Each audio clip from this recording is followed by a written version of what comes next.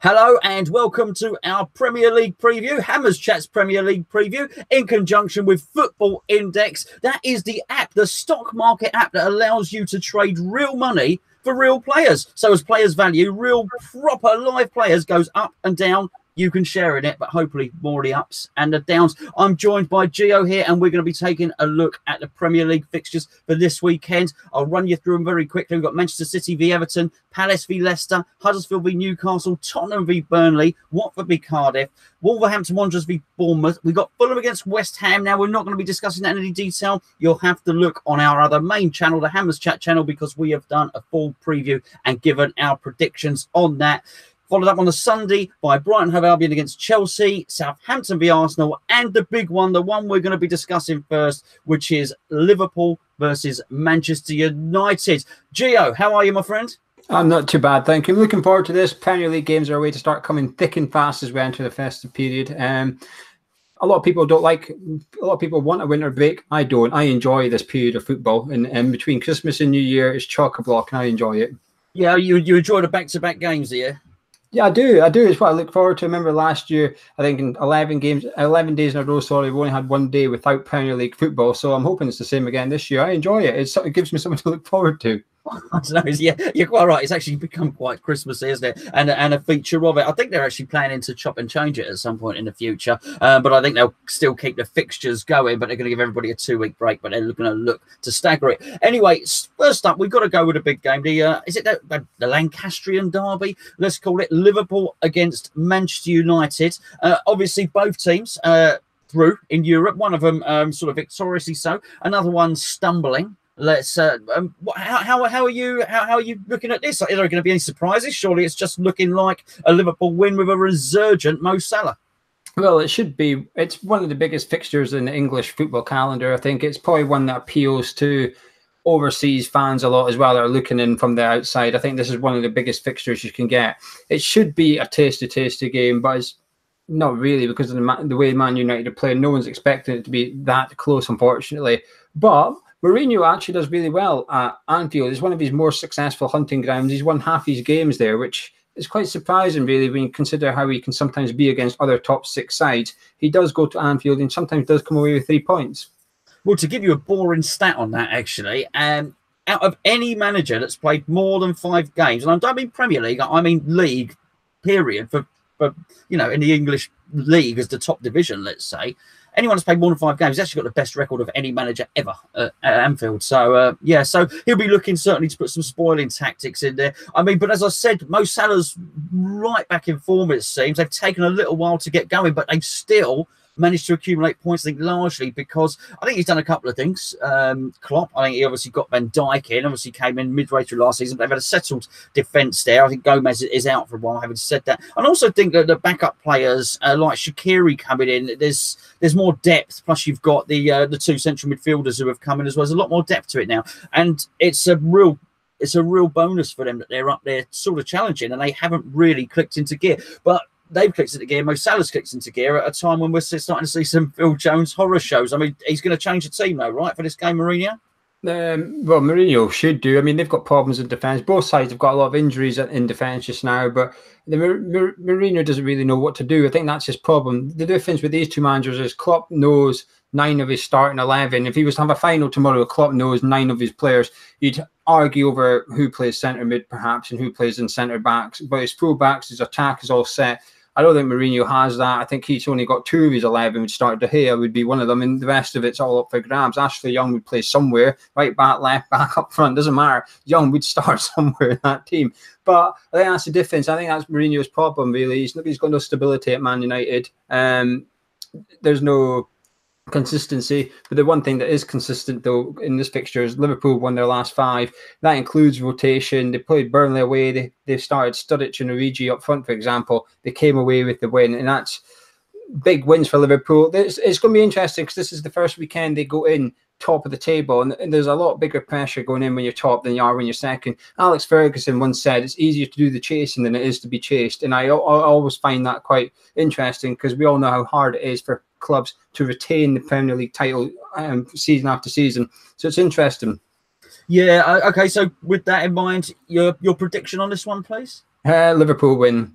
Yeah, I think so. I just think, Liverpool and Turin are already used to playing good teams. They played a good team in Europe, and I think to really counter their fantastic front three, you have to have a very, very good defence. And I just don't think Manchester United have got a very, very good defence. So, yeah, I mean, certainly a win from me as well.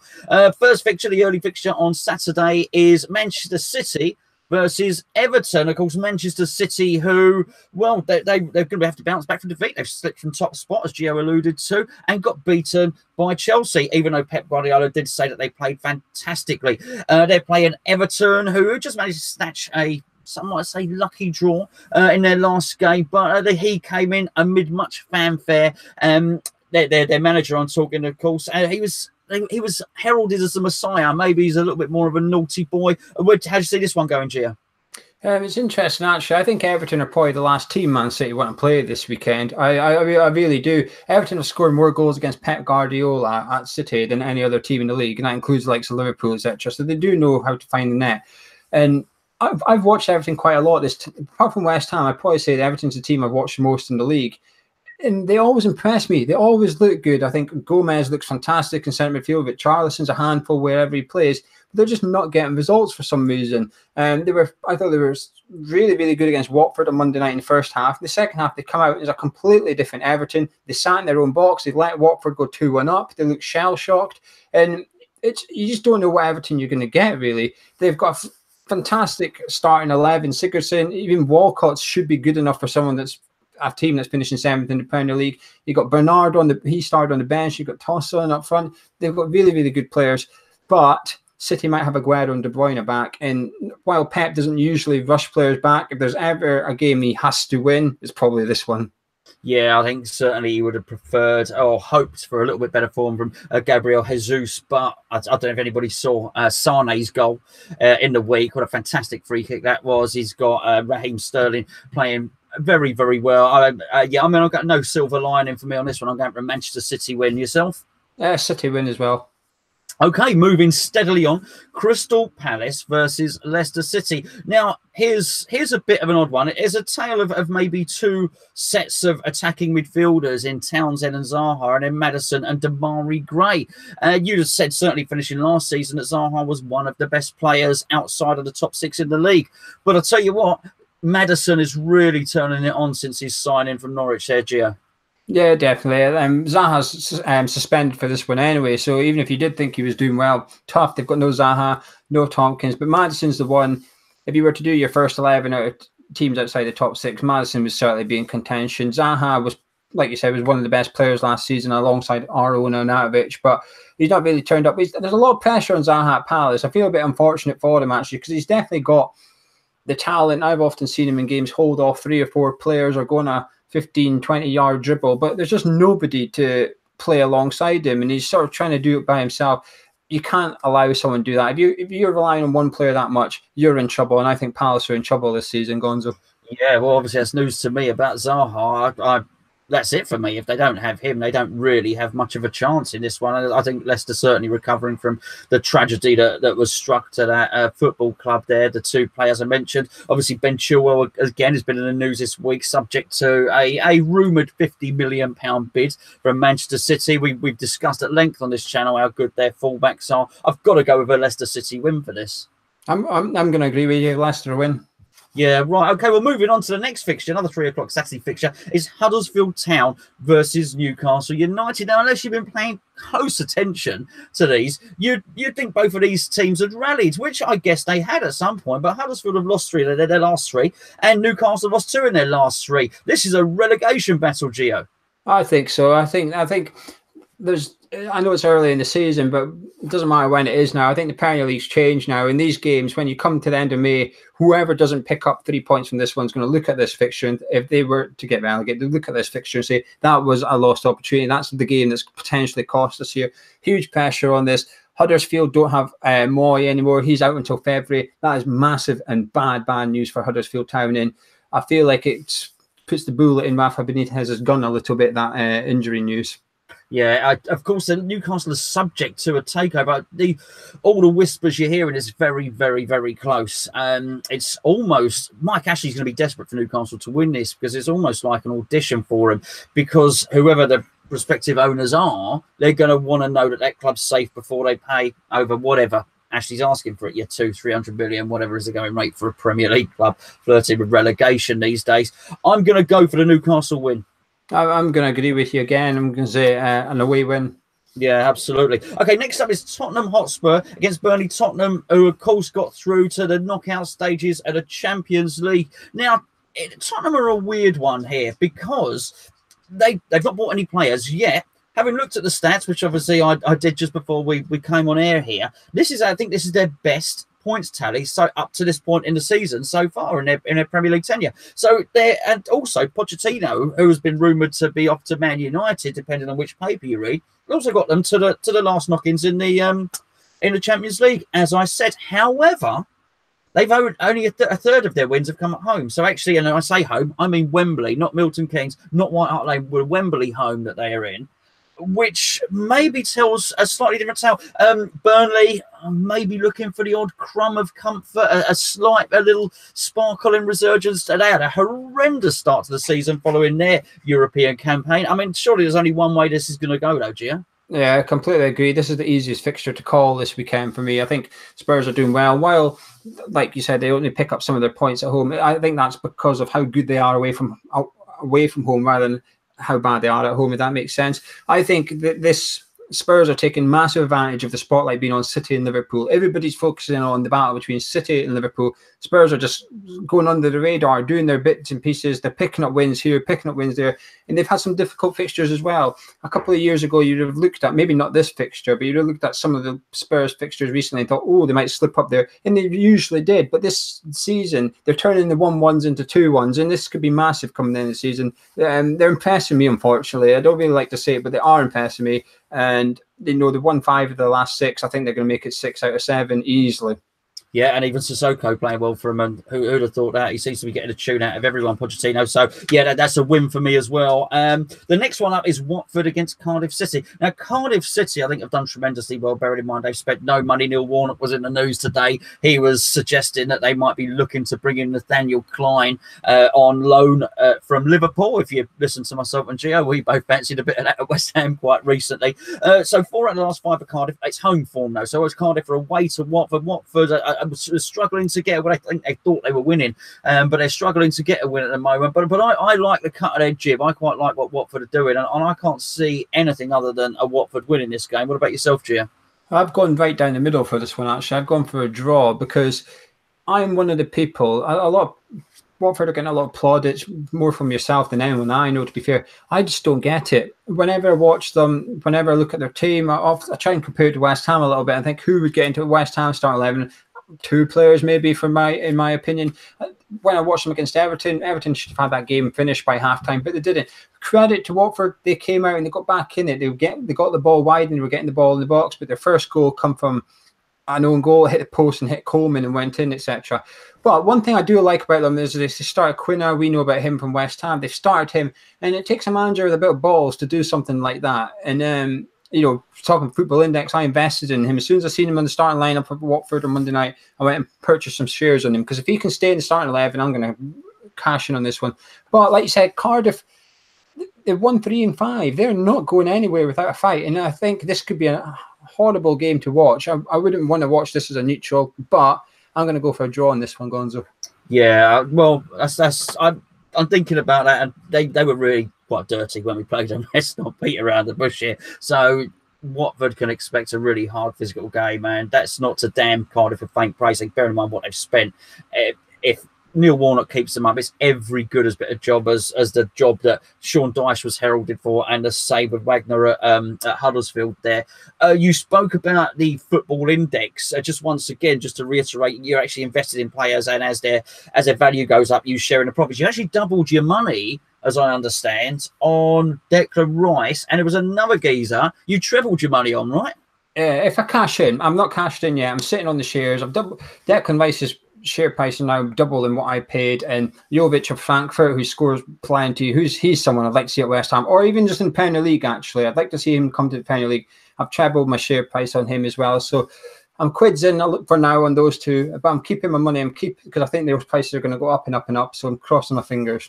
And you bought someone else, or is that a secret? Is that for your own personal sort of? No, I Christmas? took a gamble. I took one on Quinab. I took one on V Oxford as well. All this talk about him moving, whether you believe the City rumours or not, but it looks like he's going to go in January. His share price is really low at the minute, 70p or something. So I bought him hoping that as soon as he moves, he gets game time. And if he does, if he gets anywhere near his potential, I'm going to make a profit on it. Well, there you go, which is obviously the benefit of the football index. You bet on what you know. So, you know, if you're aware of a young player, well, I'll tell you what, that's a good shout. Quino, I think, is a very, very good shout. Surely, barring injury, he's only on the up. Next game up, Wolverhampton Wanderers versus Bournemouth. Wolverhampton Wanderers started very, very well. Had a little dip, seemed to be coming back into form now. I don't know if anybody's seen the young lad, Gibbs White. What a young player. He looks absolutely fantastic. Really looking forward, actually, when I switch on Match of the Day, look forward to seeing if he's been on the bench or come off the bench, or I think he's actually started one game as well. Looks a real player. Playing Bournemouth, who, you know, their form has dipped a little bit. I don't know if Callum Wilson is back for this one. They really missed their top scorer in the last game, Gio. Yeah, I watched the game against Liverpool. Frustrating, really, because I had a bet on, and my bet lost because Bournemouth didn't score. Bournemouth had scored a goal, I would have won my bet. It was frustrating to watch, but they're good to watch and stuff, Bournemouth. But it's sort of like, I think they've now found their real position in the Premier League. At the start of the season, when they were 6th, I thought that was a false position, if you like. That's not where Bournemouth should be on paper. Football's not played on paper, I'm aware, but I thought, they've now stumbled down. They're now sitting mid-table, and I think this is what, if they can finish there in May, I think they've had a really good season overall and stuff. So they're going to become hard to call, Bournemouth. Wolves are the hardest team, I feel, to bet on every week, because I don't know. I'm doing predictions for this one. I've gone from a Wolves win to an away win to a draw and back again twice over, because I find Wolves so hard to call. They've got the 3rd best defence in the league for conceding expected goals, etc. Up front, they're a bit toothless, but then they do still score. So I try and avoid Wolves in the betting, so that might give you a hint what I'm going to go for. Well, yeah, absolutely. And if I can make you fall asleep a little bit more, another boring stat on this is that I was looking at the thing, and their goals this season from the 90th minute onwards are sort of up there from any team in the history of the Premier League. That they keep, we know, they keep scoring sort of last-minute winners or injury time winners. I'm going for Wolverhampton Wanderers here, which is obviously the same as yourself, Gio. No, I'm going for a draw, actually. Oh, yeah, I'm sorry. I'm going to go for a draw on this one. It's hard to call. I did find this one quite difficult to call, but I look at that. Jimenez playing well up front. Jota's got a couple of goals in his last couple of games. I just think they've got a little bit more about them, and Bournemouth are dipping.